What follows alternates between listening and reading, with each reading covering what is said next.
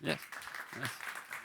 Welcome to Quuppa Partner Days in Helsinki. Although you might notice it from the backdrop that it's not exactly Helsinki Cathedral, but it's the Sydney Tower.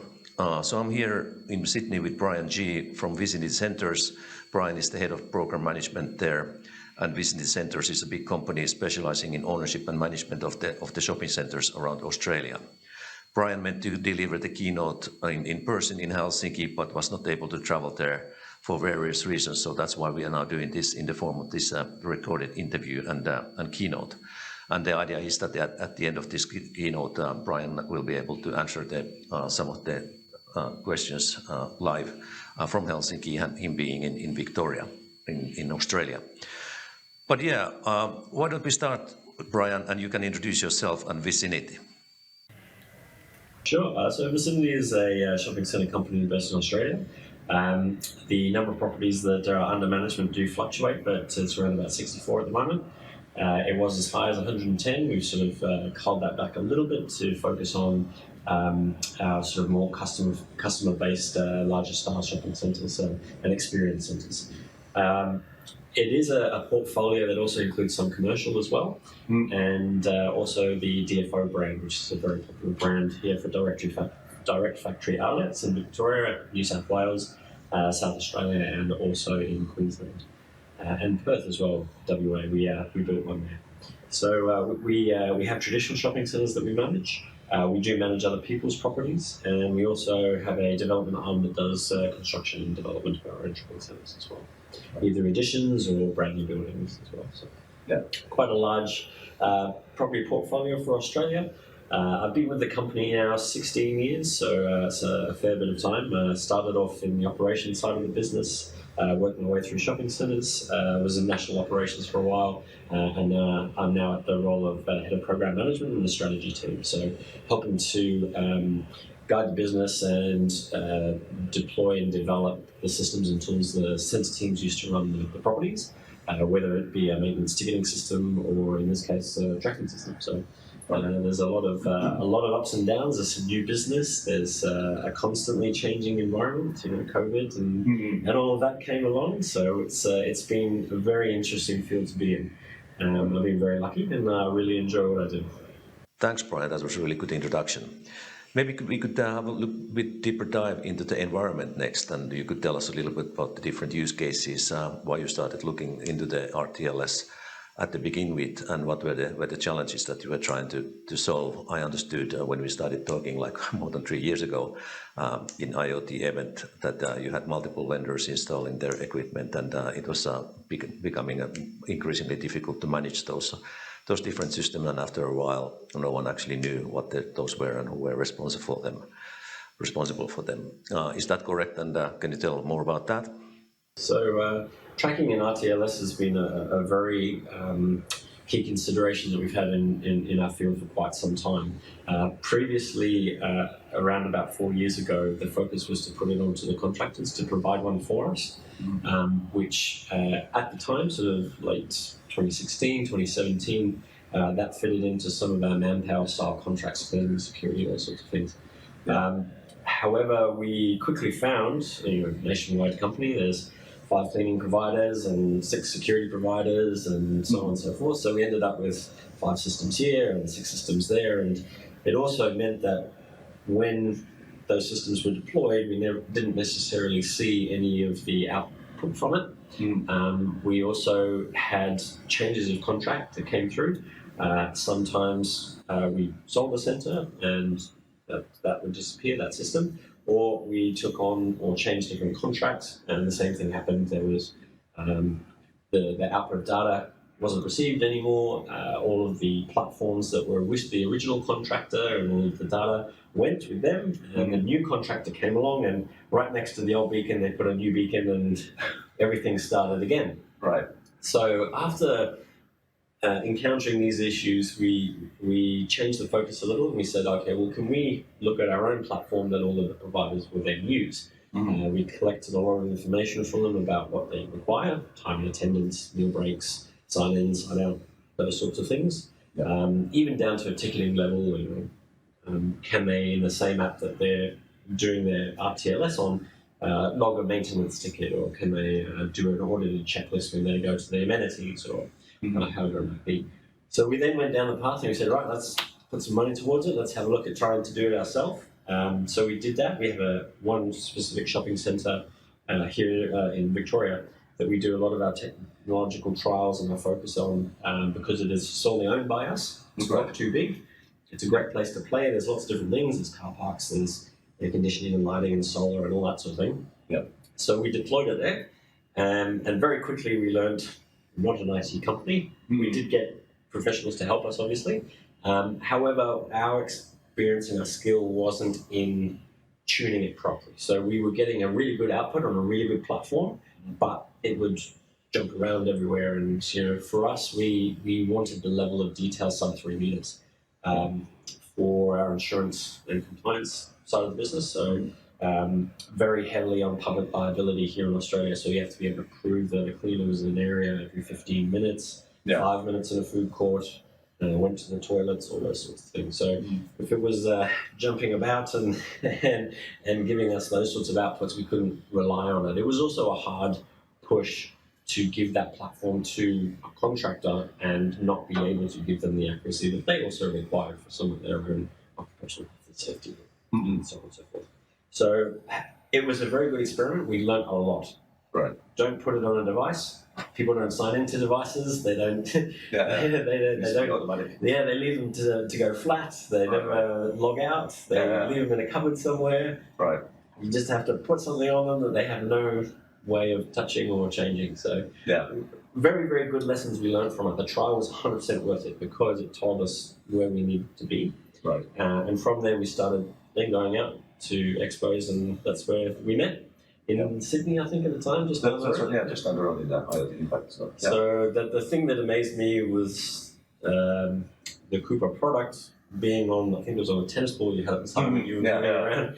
And we, just having come from our trial, never saw that sort of real-time movement or anything. So that's where we first got excited and we first got engaged. And the rest is history, as they say. Yeah, that's great to hear. I remember that event. It was like it was a couple of tennis balls, and somebody coined the phrase that, because the IoT of balls. They would see all the balls moving around and where they were. So, but that's amazing, and it's been a great journey so far. And obviously, amazing that you made the decision to go for Quuppa. But I think, to my understanding, there was a lot of evaluation and kind of screening that you were doing before actually you landed on Quuppa, and you had to kind of have an internal discussion and justifications. And can you tell us a little bit about that process? There are many companies, and how were you screening them? I remember we'd seen the long Excel, complicated integrated Excel with a lot of different success criteria and KPIs. So it was a very thorough process, to my understanding. Correct. So there was 2 rounds really. So when we did our own trial and we came up with our own, there was about 6 different platforms that we looked at, and app developers, and also Bluetooth beacons, battery powered, those sorts of things. So there's about 6 in that first stage. By the time we came to the selection and the focus on something like Quuppa, we had narrowed it down to 3. And of those 3, we put them all forward to our technology auditing partner. And actually, they spent, in conjunction with us, about 2 months testing, validating, running things through labs, checking on Gartner, doing all of the industry style reviews. But the physical testing that we did in order to get our key metrics out of it was important. We, for a very long time, wanted to go away from battery because of the maintenance required with it. You want accuracy, you need greater refresh rates, you tune more battery, you have to change it more often.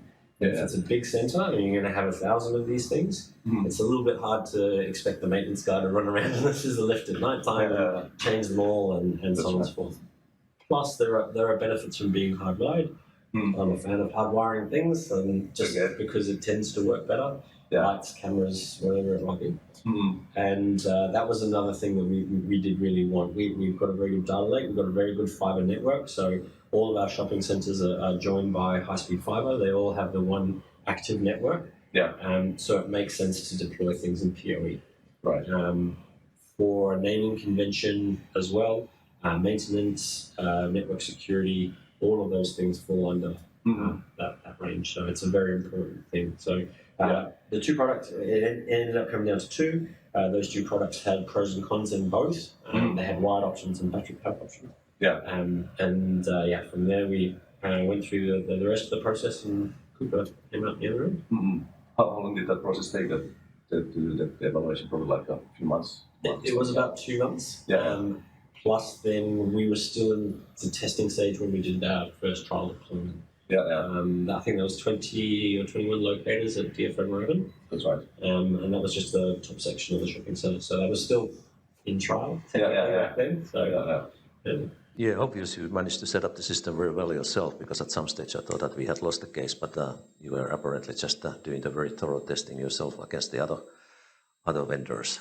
There was lots of reading and cross-checking and testing this and testing that. I still had the test rig that you sent originally that we purchased before from Gradient, and we have that set up in a trial garage at the moment still. So lots to be done. We like to bench test things. We like to get our own hands on it. Because it's at the end of the day, our IT guys have to enroll them on the network, so we need to know how they work on the network. Our guys need to manage them at a shopping centre perspective. We need to check they're secure. All of those in-house departments need to be engaged. So lots of red tape and box ticking, but got there in the end. So.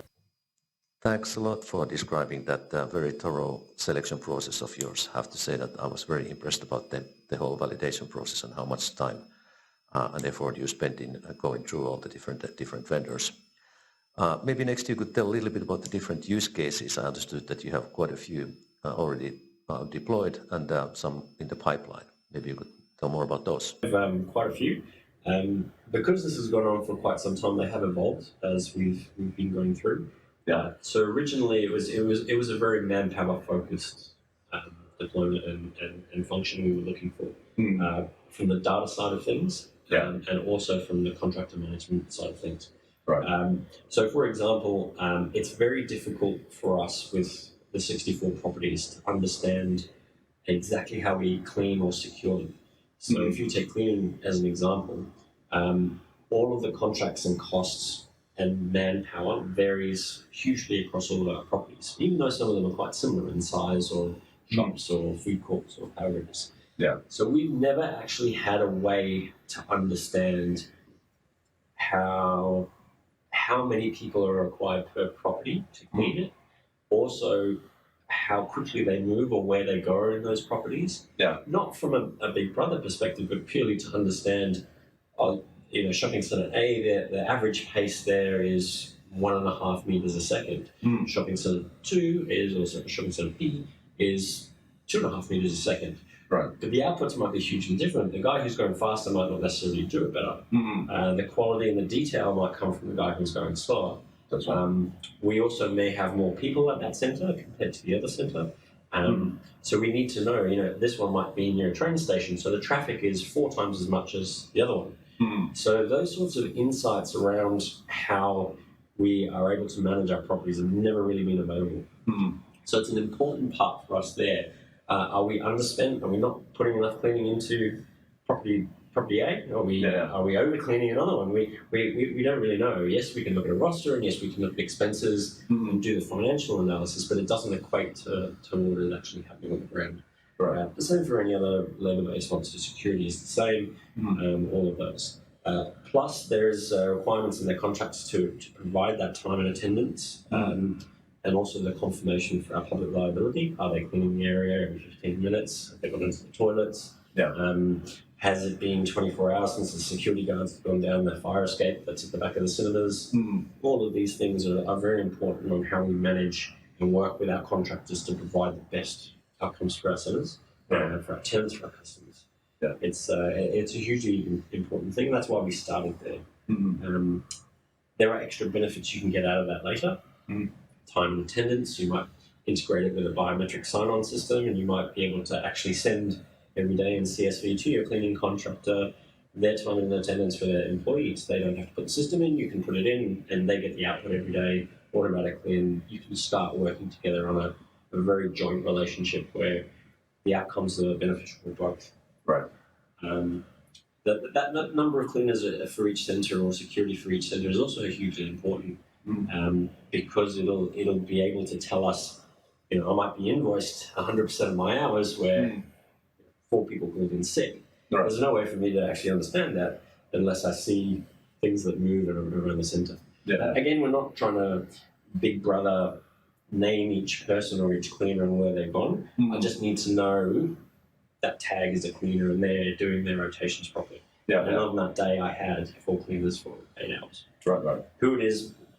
Yeah. So it's kind of measuring the output against the KPIs and then also doing some best practicalities comparisons and taking them into use. Yeah.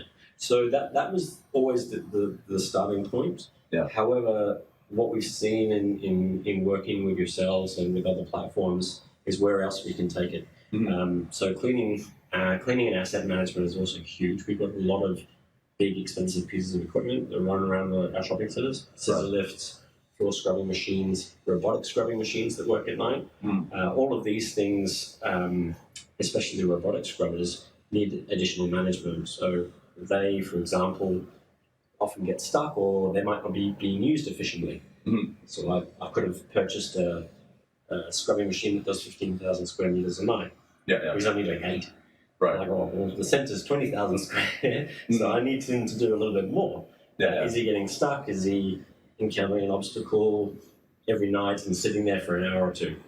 I wouldn't know. Right. And the only other way that we've ever been able to look at things like that is one has to sit in front of the CCTV and literally scroll through manual reporting and the scorekeeping. Yeah. Correct. Yeah. Right. Whereas now to understand where they go and how they operate is important.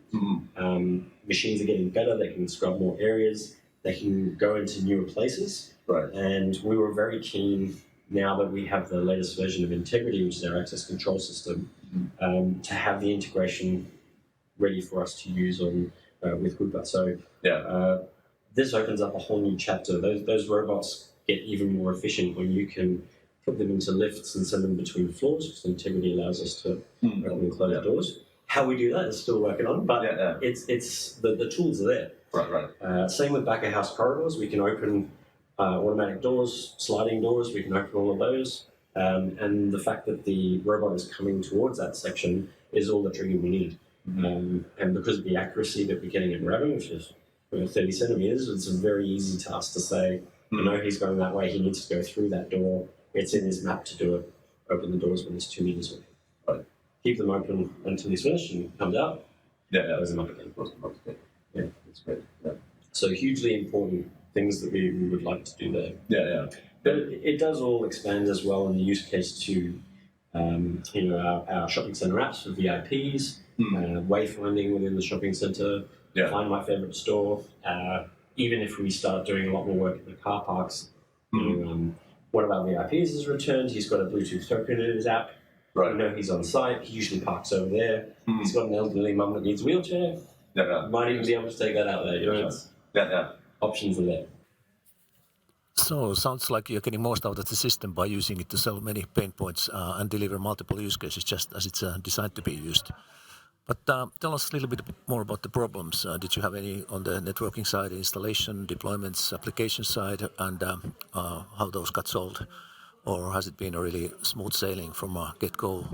To be honest, the platform is very similar to our current IP CCTV. So devices are PoE, they enroll on the network via MAC or by certificate. So that setup is quite easy. We're used to that process. We issue our own certificates for network security. Language that you already speak. And we've been able to deploy it. The only bit where it gets a little bit tricky, and we find out a lot of these, is the different ceiling treatments that we have in the centres. So where we did the trial of Moorabbin, it's a DFO, direct factory outlet. There's no ceilings. There's just big atriums up top, which can be easy or it can make it more difficult. There's plenty of room to work in, but then we got to put droppers in. So we had droppers. We had to get the right ones so they don't move about too much. So there was a few challenges there. Whereas some of the other centres, probably plaster ceiling, screw a hole and put it in, stagger them from side to side, and off you go. It's the install wasn't wasn't too much of a challenge. We're probably not too familiar with Linux, so we had to get a little bit of learning there, but thankfully some of the contractors that you work with and have been partners with us are good, and some of our other IT set guys are pretty good at it. So we've been able to do that. There was some teething issues around logging in remotely, but that got fixed. Yeah, I remember at least one problem with the blueprints and the scale in those, which didn't actually match the ones in the real life. But I think that's kind of a business as usual, and we just overcame that problem by doing some changes in the deployment plans. The design process now, obviously Tommy's been a great help, and we've got that working really well. So the last few ones that we put in at Chadstone for the other trial, and then also the ones that are going in the second half of DFM around. We're used to the system now, it's kind of all getting it there. Biggest issue for us really is and we knew this, obviously preferring a wired connection is just the electrical works and pre-works you have to do beforehand. Once those are in, You mentioned the contractors there. You've been working with our Quuppa partners in technology and gradient from Australia and then thinking from Italy.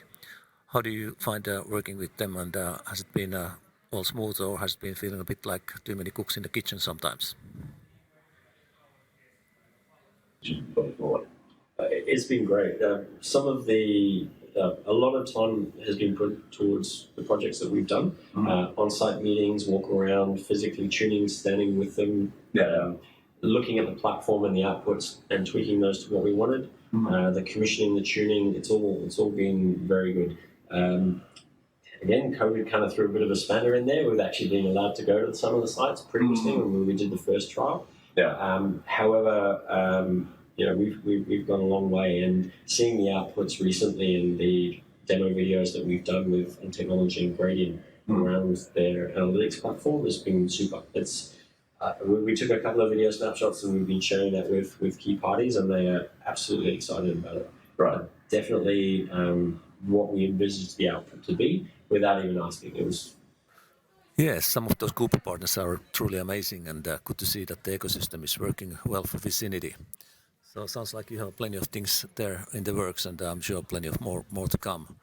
Can you say anything about those future things? How do you plan to utilize the platform even further, and are there any other kind of big use cases and the things that you're planning on doing?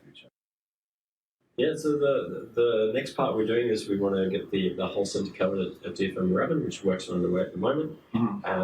That's just going to help us solidify what we did in the first stage trial by now having a full centre coverage.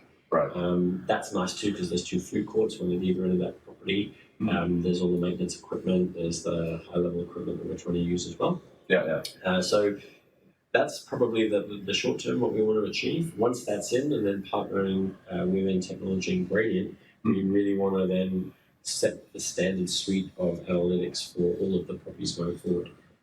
So the rest of the properties, we do have a rollout program there that we're working on that will take us through next financial year and this financial year.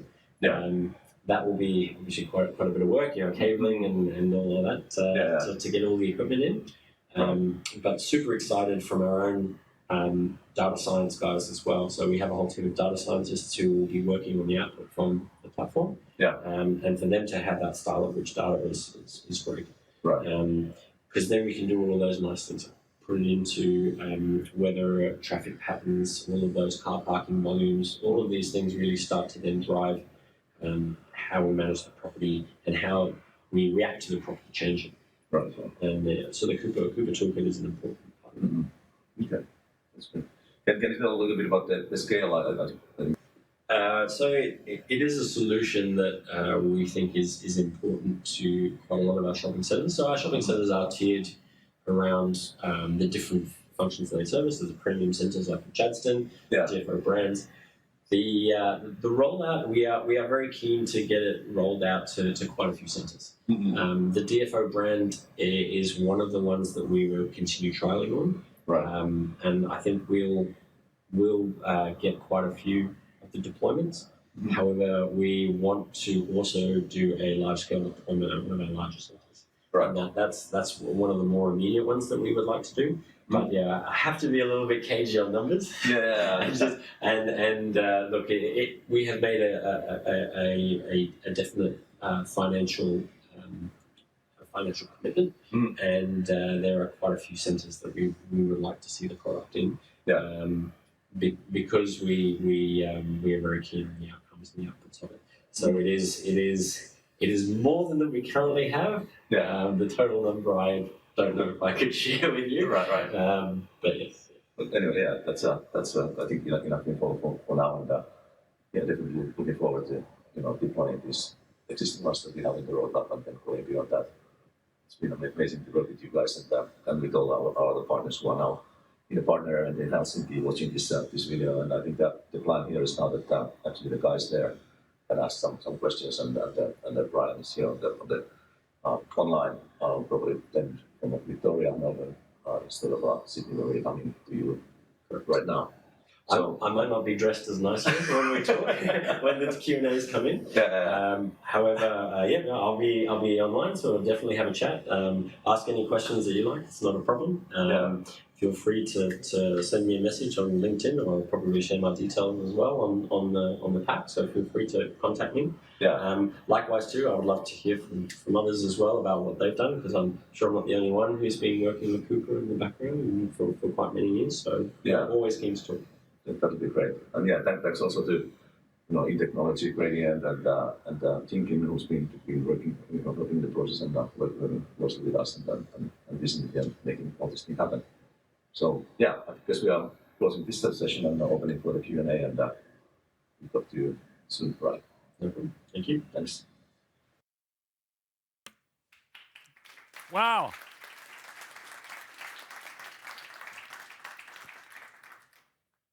Jukka Sintonen, you're wasting your talent at Quuppa. You should go into television. Wasn't he great? Give him a hand. It was a great interview.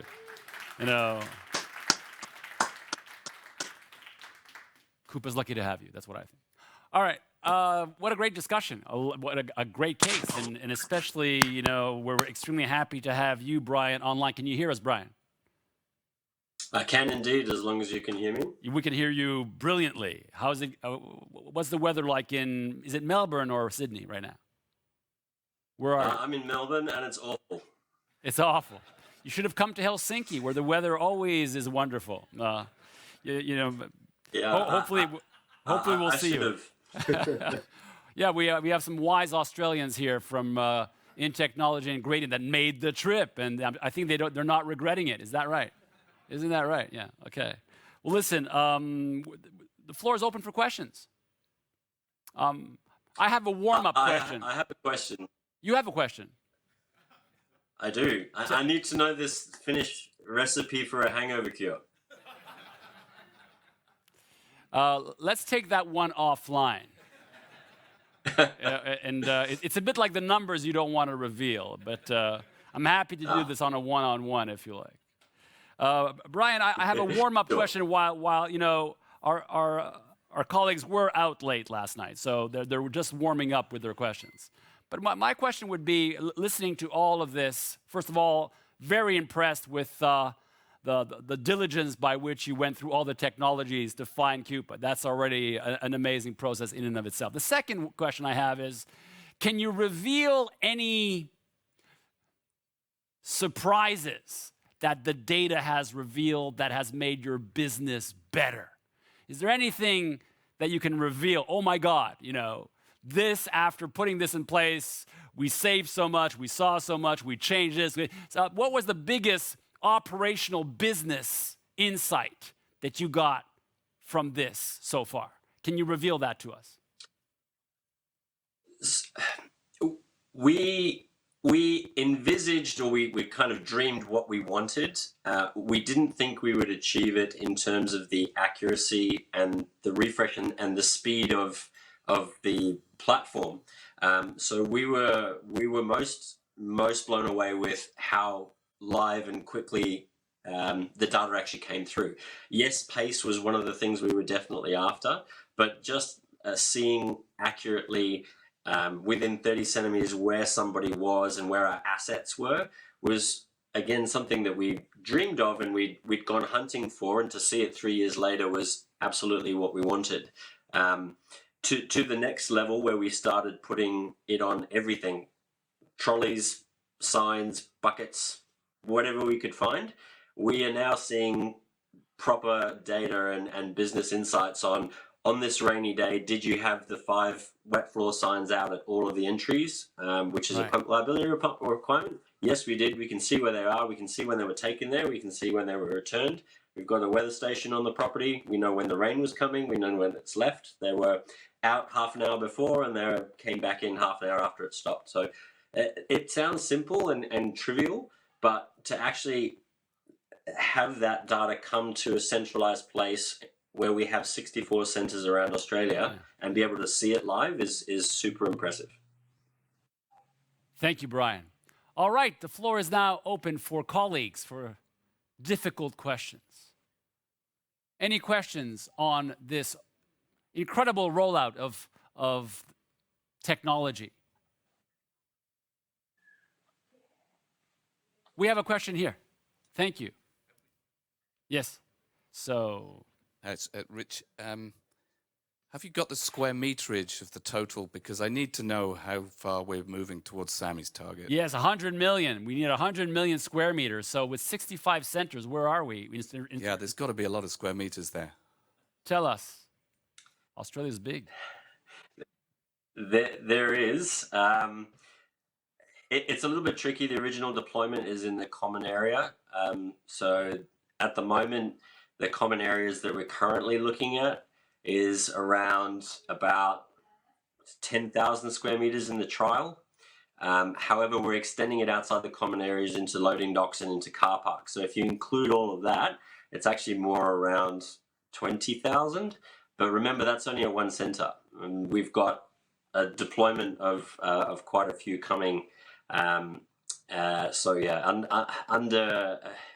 once we finish the first rollout in the next 6 to 8 months, that number will probably be in the hundreds of thousands somewhere. Yeah, I mean, 63 centres to 20,000. We're looking at over 1 million for you in the future, aren't we? Aren't we? Yeah, and especially in the car parks especially in the car parks where our requirements change slightly. So internally, we're targeting sub 1 metre, which we're getting obviously with 30 centimetres at Moorabbin. In the car parks, we're more looking at the 5 metre accuracy. So we can actually cover a lot more area with less locators. And we pick up a lot more, but we're happy with that because we just want to be able to tell, did the scrubbing machine go that way, or where roughly did somebody park if they want guidance back to their vehicle. Again, we would probably want to be more around 2 metres, but in the deck car parks, that gets a little trickier. But that's something we're also trying to solve with Quuppa and making the short ceiling heights in 2.1, 2.2 metre car parks a more accurate deployment. Thank you, Brian. More questions, comments? Well, one thing that I'd love to hear more about is this collaboration with integrators that you mentioned, amongst others, Gradient and Technology. I think you had others. How does that? You said that it worked really, really well, but were there really any challenges there? Not so much. The first challenge we found was, for some reason, we get a serial number and a MAC address off the locator sometimes, and you enroll the wrong one and you've got to start again sometimes when you do them on the network. But no, aside from that, they brought a very good skill set where they'd obviously done deployments and sensitive properties before, hospitals and other such locations. So they did bring a lot of advice to us in the deployments, which was very good. We did with them learn a fair bit. Instead of buying expensive, nice droppers, just use like a proper ceiling rod and just use that, and that works just the same. So if you need to improve your deployment in an open area, then those are good tools to use. But no, we were very lucky that the site visits, everybody was on board, very reactive when we encountered problems. Very good communicating with all parties, even with Tommy different time zones, he was always available, or he'd always read the email in the morning whenever he woke up. So it was great. I'm seeing a lot of smiling Australians and Italians here from the delegations are happy to hear that. We have Sami, our CEO, who wants to ask you a question. Yeah, hi Brian, this is Sami. Nice to meet you, and thanks for taking the time. Hope to see you here next time live in Helsinki. So I have a question. We really like to see when you do the thorough process end up with our product. That's really great for us. But we talked yesterday a lot here in the event that how can we shorten the time to deployment from the first interaction, the first thought of deploying RTLS to actually having something in production. And we got that feedback from many of our partners, and I think we're all eager to hear with what you have learned, what would be your recommendation to fast track that process to kind of, from you had the idea that we need to deploy something and ending up to choosing us and then starting the deployment?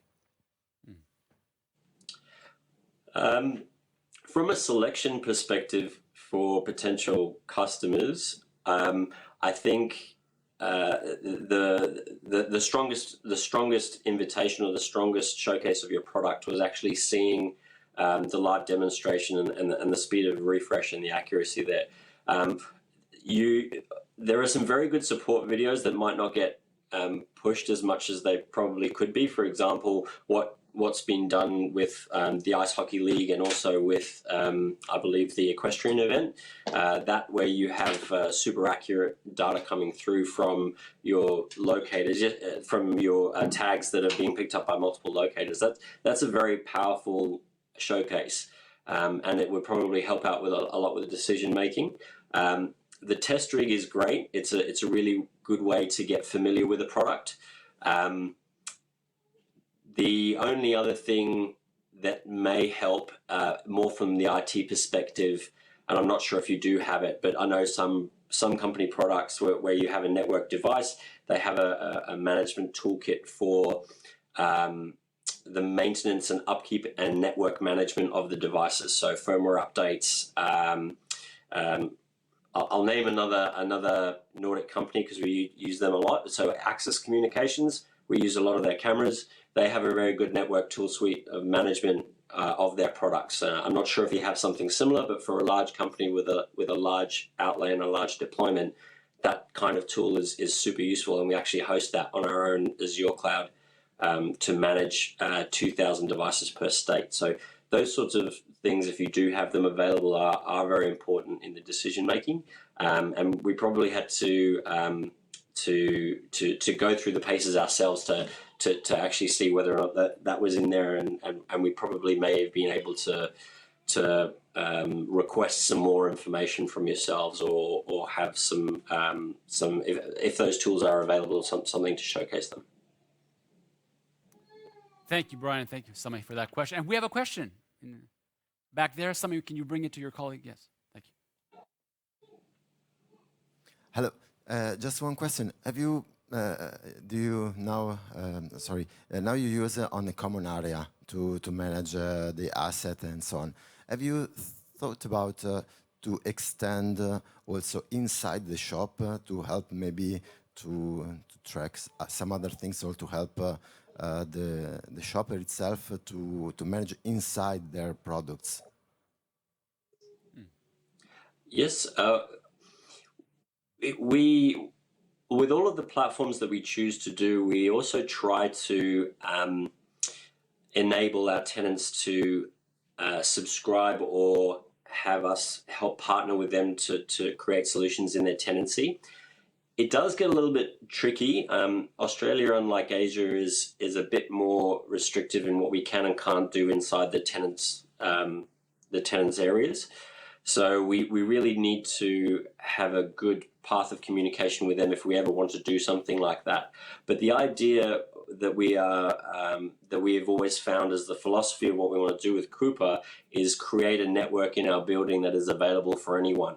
So whether or not it's a tenant Pokemon app, or any person who wants to create wayfinding or anything associated to RTLS, we give them the network and the capability to do that. So I kind of draw a similarity with in-building DAS for mobile phone coverage. In Australia, I'm not sure about there, but we actually have to install and manage those in our own buildings. So we provide the platform that everybody's mobile phone works inside, be it a tenancy or anything else. I see the provision of RTLS and a Bluetooth beacon network in very much the same way. That we give or host this platform that anybody can come to us with an app or a tool that they want to use, and we give them the network to do that. So definitely, if with our larger tenants or supermarkets, if they wanted to do wayfinding, we would be very keen to work with them and say, absolutely, we already have the positioning engine. If you want to add some more locators within your tenancy and then enable it through your shopping app or however you'd like to do it, we would definitely be able to partner with that. We get a little bit tricky. We'd have to put some of our network in there, but those sorts of things are easily addressed for the right situation and for the right benefit. Thank you, Brian. And thank you for that very good question. We have one more question before we take a coffee break. It's Matti. Yes, this is Matthew from Maps People. So most of the use cases we've discussed has been very much operational, internal use of the Quuppa system. Are you currently using the system for anything customer-facing? Like you just mentioned wayfinding, but some other use cases where the visitor is actually getting benefit from the system deployed? Thanks. Yep. Wayfinding is one of them.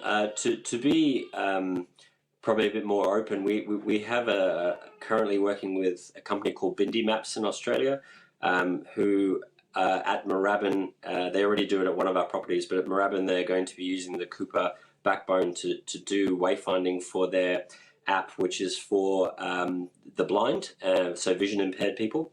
So that actually allows them, because it's super accurate, to go all the way through our property and be able to find the amenities or the store that they're after or anything like that. So it's a voice-guided customer app that is quite popular in Australia. It's in a lot of public areas, and that's another thing that we've already worked on with their engineers to make sure that the Quuppa beacons and locators work properly with.